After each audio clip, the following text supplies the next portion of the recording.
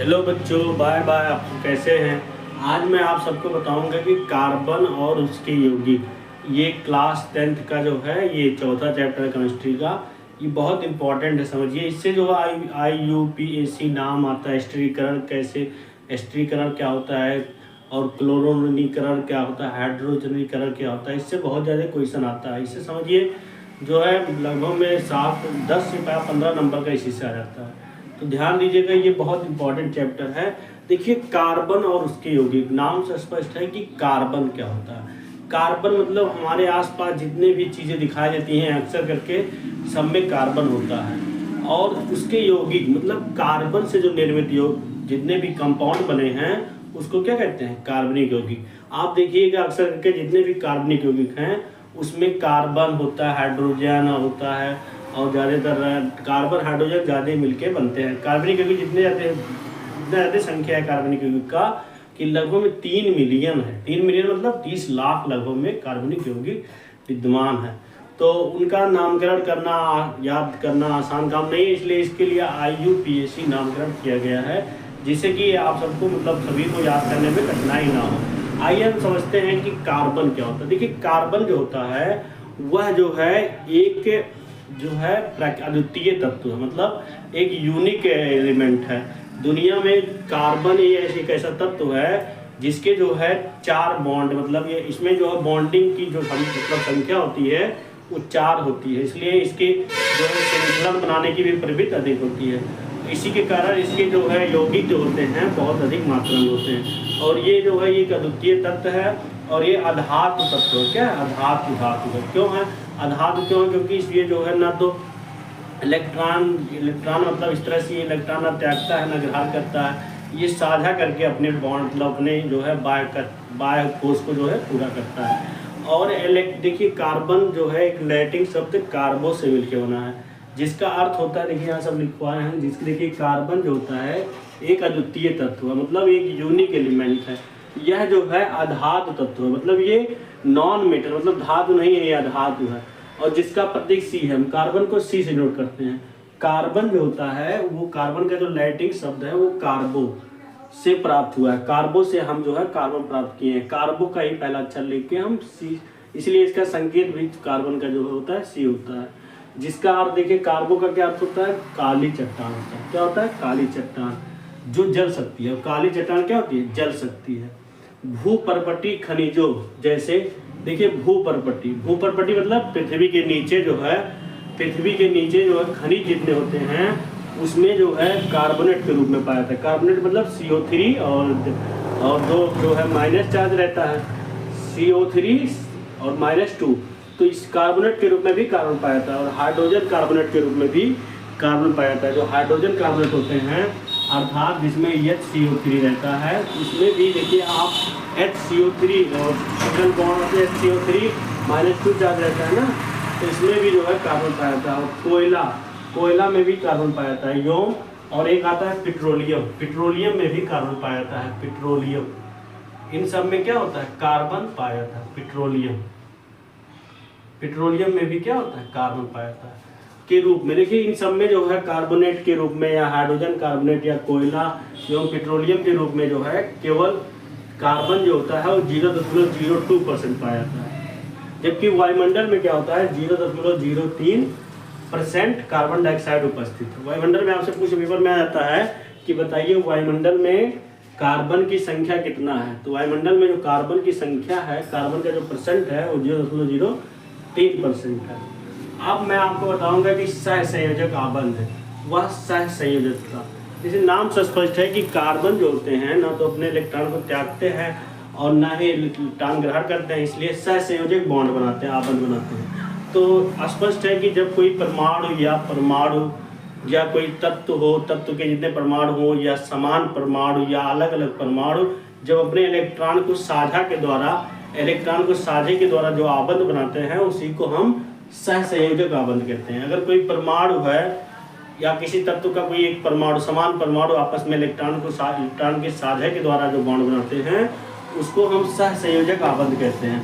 और जो सहसंयोजकता होता है, मतलब ये सहसंयोजकता क्या होता है कि किसी भी परमाणु, किसी समान परमाणु या असमान परमाणु के साझा में जो बाहरी कोश में जो इलेक्ट्रॉन होते हैं, साझे में अपने ऑप्टेट को अष्टक कोश को पूरा करने के लिए साझे में जो इलेक्ट्रॉन का जो जितना साझा करते हैं, जितने इलेक्ट्रॉन की साझा करते हैं अपने ऑप्टेट को पूरा करने के लिए, उसकी संख्या को ही उस तत्व या उस परमाणु की संयोजकता कहलाती है। और मैं इसमें लिखवाया भी हूँ कि दो समान हो या असमान परमाणुओं के मध्य बराबर की साझेदारी हो, दो समान हो या असमान परमाणुओं के मध्य बराबर की साझेदारी द्वारा जो बंध बनते हैं उन्हें सहसंयोजक आबंध कहते हैं। जिन यौगिकों में, और ये जो जिन यौगिकों में ये बॉन्ड पाया जाता है उन्हीं को हम क्या कहते हैं, जिन यौगिकों में ये बंध पाए जाते हैं उन्हें सहसंयोजी यौगिक कहते हैं। देखिए जब दो परमाणु, जब मान लीजिए कोई दो परमाणु है, जैसे देखिए जब दो परमाणु मान लीजिए हाइड्रोजन है, ये H2 है, ये H2 है ना, ये दो परमाणु है, ये समान परमाणु है। जब ये अपने इलेक्ट्रॉन को, इनके बाह्य कोश में एक इलेक्ट्रॉन होता है, इसके बाह्य कोश में इलेक्ट्रॉन होता है, जब दो परमाणु आपस में एक एक इलेक्ट्रॉन से साझा करें, एक एक इलेक्ट्रॉन से साझा करें, तो इनके बीच में जो बॉन्ड होता है उसे हम एकल सहसंयोजक आबंध कहते हैं। इसे क्या कहेंगे हम, एकल बंध, या इसे हम कहेंगे एकल सहसंयोजक आबंध। जब समान परमाणु या असमान परमाणु आपस में एक एक इलेक्ट्रॉन की साझेदारी द्वारा जो बंध बनाते हैं उसे हम एकल सहसंयोजक बंध कहते हैं। इस तरह से H2 जो होता है, ये अणु, ये जो है आपस में एकल सहसंयोजक बंध बनाता है। अब देखिए तो इस बंध को एकल सहसंयोजक बंध कहते हैं। इसके बाद आ रहा है कि इसे एकल बंध, और एकल बंध को हम जो है इस तरह से डिनोट करते हैं, एकल बंध को इस तरह से, एकल बंध है। ये कौन सा बंध है, एकल बंध। परमाणुओं द्वारा, अगर कोई परमाणु है दो दो ऑक्सीजन की साझेदारी करते हैं, जैसे ऑक्सीजन है O2 है, ये O2 है, इसके जो है बाह्य कोश में, ऑक्सीजन के बाह्य कोश में जो है 8 इलेक्ट्रॉन होते हैं, इस तरह से 8 इलेक्ट्रॉन होते हैं। और ऐसे ही इस ऑक्सीजन के भी बाह्य कोश में 8 इलेक्ट्रॉन होते हैं। तो इनको ऑप्टेट पूरा करने के लिए क्या होता है, ऑप्टेट पूरा करने के लिए इस तरह से इसका इलेक्ट्रॉन यहाँ दर्शा दीजिए। इनको ऑप्टेट पूरा करने के लिए दो दो इलेक्ट्रॉन की जरूरत है। इस ऑक्सीजन को भी 2 इलेक्ट्रॉन की जरूरत है, इस ऑक्सीजन को भी 2 इलेक्ट्रॉन की जरूरत है। इसलिए यह दो दो इलेक्ट्रॉन के साथ साझा करते हैं, जिससे कि इस ऑक्सीजन का भी ऑप्टेट पूरा हो जाता है। इस ऑक्सीजन के बाह्य कोश में 8 इलेक्ट्रॉन हो गए, 4 4 8, ऐसे ही इस ऑक्सीजन के भी जो है 4 इलेक्ट्रॉन, मतलब 8 इलेक्ट्रॉन पूरा हो गए। तो इस तरह से हम कह सकते हैं कि जो ऑक्सीजन जो अणु होता है इसमें डबल बॉन्ड रहता है, इसे हम द्विसहसंयोजक आबंध कहते हैं। लेकिन अगर जो है समान परमाणु आपस में जो है 3-3 इलेक्ट्रॉन की साझेदारी द्वारा बंध बनाए तो उसे हम त्रिबंध कहते हैं। जैसे नाइट्रोजन है, N2 है, जैसे N2 के बाह्यतम कोश में जो है 5 इलेक्ट्रॉन होते हैं, कितने इलेक्ट्रॉन, 5 इलेक्ट्रॉन। तो नाइट्रोजन क्या करता है, एक जो है इसके ऑप्टेट पूरा करने के लिए, मतलब बाह्यतम कोश में 8 इलेक्ट्रॉन होना चाहिए, तो हम कह सकते हैं कि किसी भी परमाणु का ऑप्टेट पूरा हो गया, या 2 हो या अधिकतम 8 हो। तो ये क्या करेगा नाइट्रोजन, ये जो है अपने ही समान परमाणु से ही एक इलेक्ट्रॉन का इस तरह से साझा कर लेगा, जिससे इस नाइट्रोजन का 8 इलेक्ट्रॉन हो गया कि नहीं हो गया, 3 3 6 2। ऐसे ही ये जो साझा वाले इलेक्ट्रॉन होते हैं ये दोनों परमाणु होते हैं, किसी एक के नहीं होते हैं। इस तरह से इनके बीच जो है नाइट्रोजन और के जो बीच बंध बनता है वो त्रिबंध बनता है। तो मुझे उम्मीद है गाइड्स आप सबको अच्छे से समझ में आया होगा। अब मैं इसके बाद जो है आपको बताऊंगा कि जो है हाइड्रोजन अणु का निर्माण कैसे होता है। आप सब इसका स्क्रीनशॉट ले लीजिए। इसके बाद मैं आपको बताऊंगा जो है हाइड्रोजन अणु का निर्माण।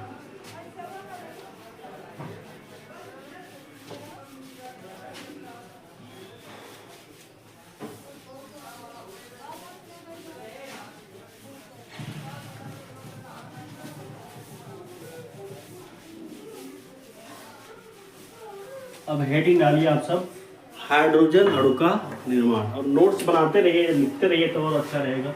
हाइड्रोजन मतलब H2 अणु का निर्माण, H2 अणु का निर्माण, ये सब पेपर में आ जाता है। इलेक्ट्रॉन बिंदु संरचना के द्वारा जो है किसी भी अणु का कैसे निर्माण होता है, ये सब 2 नंबर में जरूर आ जाता है कि हाइड्रोजन अणु का निर्माण कैसे होता है। तो आपको अगर हाइड्रोजन अणु का निर्माण करना है तो पहला काम क्या करना आपको कि ये जो हाइड्रोजन अणु है ना, ये जो है समान परमाणु हाइड्रोजन से मिलकर बना है। तो पहले आप क्या करिए, इस हाइड्रोजन का जो है परमाणु क्रमांक लिखिए, हाइड्रोजन का परमाणु क्रमांक, हाइड्रोजन का परमाणु क्रमांक, हाइड्रोजन का परमाणु क्रमांक क्या होता है, 1 होता है। हाइड्रोजन का परमाणु क्रमांक 1 होता है। अब हाइड्रोजन का इलेक्ट्रॉनिक विन्यास ले लीजिए, हाइड्रोजन का इलेक्ट्रॉनिक विन्यास, इलेक्ट्रॉनिक विन्यास इस तरह से परमाणु, इस तरह से लिख दिया जाएगा परमाणु। हाइड्रोजन का परमाणु क्रमांक इलेक्ट्रॉनिक विन्यास हो जाएगा, क्योंकि एक ही इलेक्ट्रॉन है। इस तरह से ये जो हाइड्रोजन का नाभिक हो जाएगा और इसके बाह्य कोश में जो है केवल एक के इलेक्ट्रॉन तो रहेगा। ये हाइड्रोजन का नाभिक हो गया, ये हाइड्रोजन का क्या है, नाभिक है। और उसके बाद जो है तो देखिए इसमें जो है ये सब आता है इलेक्ट्रॉन बिंदु संरचना के द्वारा किसी भी अणु का कैसे निर्माण किया जाता है। जैसे कह रहा है कि हाइड्रोजन अणु का निर्माण करना आपको, तो देखिए ये हाइड्रोजन का ये नाभिक है, ये हाइड्रोजन का क्या है, नाभिक है। इसके पास एक इलेक्ट्रॉन रहता है, तो इसलिए एक इलेक्ट्रॉन पहले कक्षक में हो गया। अब ऐसे ही दूसरे हाइड्रोजन के लिए भी ऐसे होगा। तो क्या करेंगे, ये दोनों हाइड्रोजन, ये पहला हाइड्रोजन है ये इस तरह से, और ये दूसरा है। इसके बाह्यतम कोश में एक इलेक्ट्रॉन हो गया, इसके बाह्यतम कोश में इलेक्ट्रॉन। तो क्या करेंगे, ये अपना इलेक्ट्रॉन जो है, क्योंकि देखिए किसी भी परमाणु में अपना ऑप्टेट पूरा करने के लिए या तो 2 इलेक्ट्रॉन हो जाए या 8 इलेक्ट्रॉन। तो अगर ये हाइड्रोजन परमाणु अगर एक इलेक्ट्रॉन और किसी से साझा कर लेगा तो एक तो है पहले से, एक और हो जाएगा। इसलिए यह जो है हाइड्रोजन परमाणु अपने ही समान परमाणु हाइड्रोजन से क्या करता है, इलेक्ट्रॉन इस तरह से साझा करता है, इसे ले लेता है, इस तरह से साझा करके जो है अपना ऑप्टेट जो है इस तरह से पूरा कर लेता है। तो इसे हम कह सकते हैं कि क्या होता है इसमें कि ये हाइड्रोजन इसका और इसका, ये इस हाइड्रोजन का भी ये दोनों इलेक्ट्रॉन हो जाता है। देखिए साझे वाले इलेक्ट्रॉन ये दोनों परमाणु के होते हैं, और इस तरह से इनके बीच में जो है H सिंगल बॉन्ड H बन जाता है, जिससे कि हाइड्रोजन अणु का क्या हो जाता है, निर्माण हो जाता है। ऐसे ही पेपर में आ जाए कि बताइए कि ऑक्सीजन अणु का निर्माण कैसे होता है, आ जाए कि ऑक्सीजन मतलब O2 अणु का निर्माण, ये सब आ जाता है पेपर में बनाने के लिए। इलेक्ट्रॉन बिंदु संरचना ये सब इम्पोर्टेंट है। ऑक्सीजन अणु का, तो इसमें भी यही काम करना है कि पहले आपको क्या करना है, ऑक्सीजन का परमाणु क्रमांक लिखना है। ऑक्सीजन का परमाणु क्रमांक, ऑक्सीजन का परमाणु क्रमांक देखिए, ऑक्सीजन का परमाणु क्रमांक 8 होता है। क्या होता है, 8। अब ऑक्सीजन का हम इलेक्ट्रॉनिक विन्यास लिखेंगे। ऑक्सीजन का इलेक्ट्रॉनिक विन्यास, अब इलेक्ट्रॉनिक विन्यास लिखना है तो पहले कक्षक में 2, दूसरे कक्षक में 6 इलेक्ट्रॉन। तो इसको जो है 2 इलेक्ट्रॉन की जरूरत है। इसे क्या है, 2 इलेक्ट्रॉन ऑप्टेट पूरा करने के लिए इसको 2 इलेक्ट्रॉन। देखिए ऑक्सीजन का ये मतलब नाभिक, मान लीजिए ये ऑक्सीजन का नाभिक है, क्या है, नाभिक है। पहले कक्षक में जो है 2 इलेक्ट्रॉन हो गया और दूसरे कक्षक में 8 इलेक्ट्रॉन है। 1 2 3 4 5 6 7 8 इलेक्ट्रॉन, नहीं 6 इलेक्ट्रॉन है ना, 1 2 3 4 5 6 इलेक्ट्रॉन है ना। इसको 2 इलेक्ट्रॉन की कमी है, क्योंकि हर एक परमाणु को ऑप्टेट पूरा करने के लिए, अष्टक पूरा करने के लिए या तो 8 इलेक्ट्रॉन हो जाए या 2 इलेक्ट्रॉन। 2 इलेक्ट्रॉन मतलब है 2 इलेक्ट्रॉन, इसके बाद 6 इलेक्ट्रॉन है, तो इसका ऑप्टेट कब पूरा होगा, जब इसके बाह्यतम कोश में 8 इलेक्ट्रॉन हो जाए, अर्थात इसे 2 इलेक्ट्रॉन की जरूरत है। इसलिए ये अपने ही समान परमाणु ऑक्सीजन से क्या करता है, 2 इलेक्ट्रॉन की साझा करता है। जैसे जो है ये ऑक्सीजन है, इसके बाह्यतम कोश में 6 इलेक्ट्रॉन, और बाह्यतम कोश के इलेक्ट्रॉन जो है जो ऑप्टेट पूरा करने में भाग लेते हैं, अष्टक पूरा करने में। तो 6 इलेक्ट्रॉन है, तो 2 2 4 2 6 हो गया। ऐसे ही इस ऑक्सीजन के भी 6 इलेक्ट्रॉन, 1 2 3 4 5 6। अब क्या होगा, साझा करेंगे, क्या करेंगे, इस तरह से ये जो है ये दोनों इस ऑक्सीजन से इस तरह से इलेक्ट्रॉन बिंदु संरचना द्वारा जुड़ेंगे।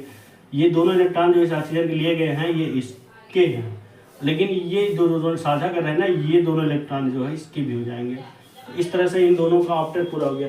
अब और ये ध्यान दीजिएगा कि एक वृत्त में, एक गोले में केवल एक ही परमाणु होना चाहिए। देखिए इस वृत्त में, इस गोले में एक ही ऑक्सीजन है कि नहीं, इस गोले में भी एक ही ऑक्सीजन, और इस गोले में जो ऑक्सीजन के पास 8 इलेक्ट्रॉन हो गए कि नहीं, 2 2 4 2 6 2 8। ऐसे इसके ऑक्सीजन, इसके भी 8 इलेक्ट्रॉन हो गए, 2 2 4 2 6 8।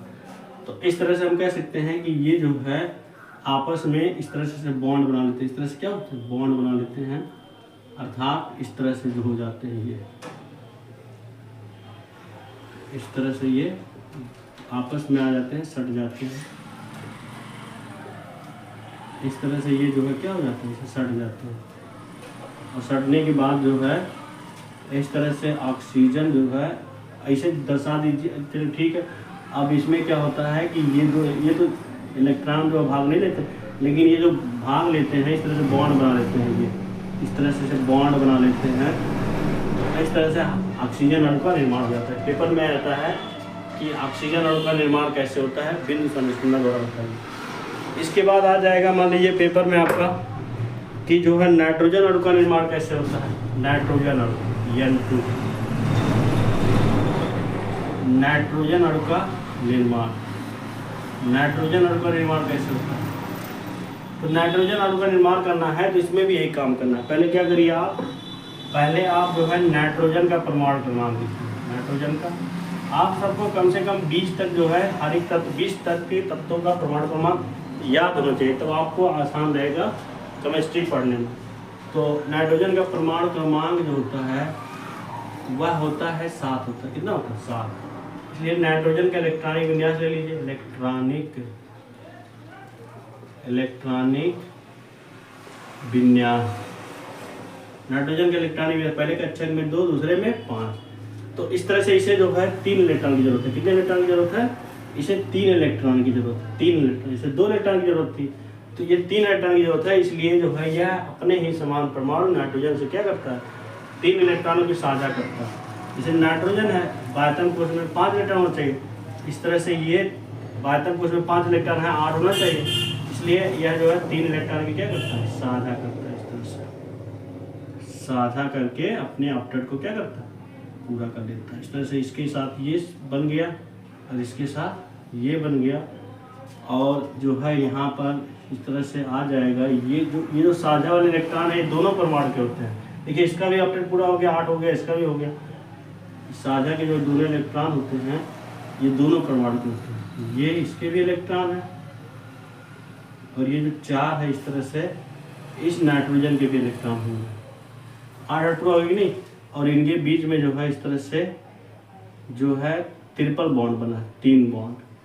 तो इस तरह से नाइट्रोजन अणु का निर्माण हो जाता है। तो मुझे उम्मीद है कि आपको ये समझ में आया होगा। आप सब इसका स्क्रीनशॉट लेते रहिए। अब मैं आपको बताऊंगा कि जल के अणु का निर्माण। इसका स्क्रीनशॉट ले लीजिए। अब देखिए जल के अणु का निर्माण।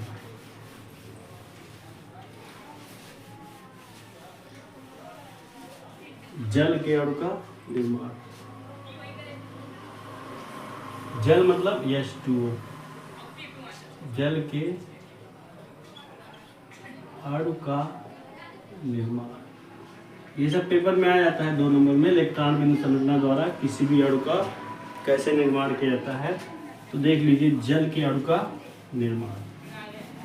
तो इसमें देखिए 2 परमाणु, 2 मतलब परमाणु है ना, एक हाइड्रोजन है, एक ऑक्सीजन है। तो पहले हम क्या करेंगे, इन दोनों परमाणु का परमाणु क्रमांक लेंगे, उसके बाद इलेक्ट्रॉनिक विन्यास। तो हाइड्रोजन का परमाणु क्रमांक, हाइड्रोजन का परमाणु क्रमांक, हाइड्रोजन का परमाणु क्रमांक 1 होता है।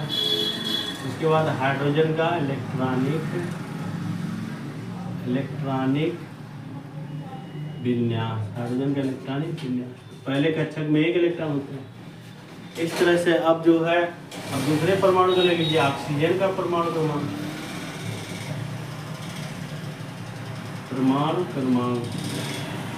ऑक्सीजन का परमाणु क्रमांक 8 होता है। ऑक्सीजन का परमाणु क्रमांक 8। ऑक्सीजन का इलेक्ट्रॉनिक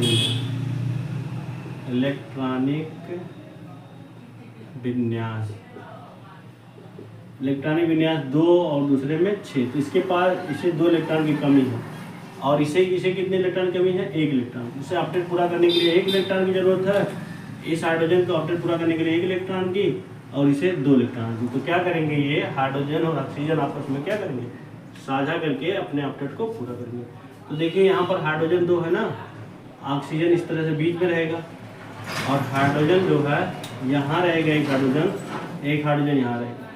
देखिए ऑक्सीजन के बाह्यतम कोश में कितने इलेक्ट्रॉन होते हैं? 6 इलेक्ट्रॉन। तो 2 4 5 1 6। क्योंकि देखिए हाइड्रोजन से 1 इलेक्ट्रॉन की साझा होगा, क्योंकि हाइड्रोजन को 1 इलेक्ट्रॉन की जरूरत है ना, इसलिए यह जो है दूसरे परमाणु से केवल 1 इलेक्ट्रॉन की साझा करेगा। इस तरह से ये इसके साथ साझा कर दिया, इस तरह से ये बन जाएगा इसके साथ, ये इसके साथ देखिए 2 हाइड्रोजन के पहचान कोष में 2 इलेक्ट्रॉन होना चाहिए, चैप्टर पूरा हो गया। और ऑक्सीजन के 8 होना चाहिए, 2 2 4 2 6 2 8। इस तरह से ऑक्सीजन के भी 8 हो गए। तो देख लीजिए ऑक्सीजन के 8 हो गए, हाइड्रोजन के भी 2 हो गए और इस हाइड्रोजन के भी 2 हो गए।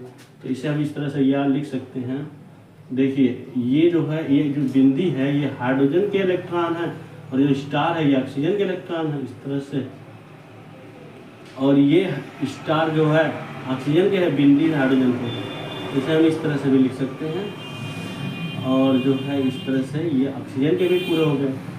तो या करके हम लिख सकते हैं ये। देखिए ये हाइड्रोजन और ऑक्सीजन के मध्य एक मतलब एक इलेक्ट्रॉन की साझा हुई तो सिंगल बॉन्ड O, और इस तरह से यहाँ भी एक इलेक्ट्रॉन की साझा हुई सिंगल बॉन्ड H हो गया, और ऊपर 2 इलेक्ट्रॉन इस तरह से इसके बच गए हैं। इस तरह से यही हो गया जल के अणु का निर्माण। तो thank you all of you, बहुत बहुत धन्यवाद आपको।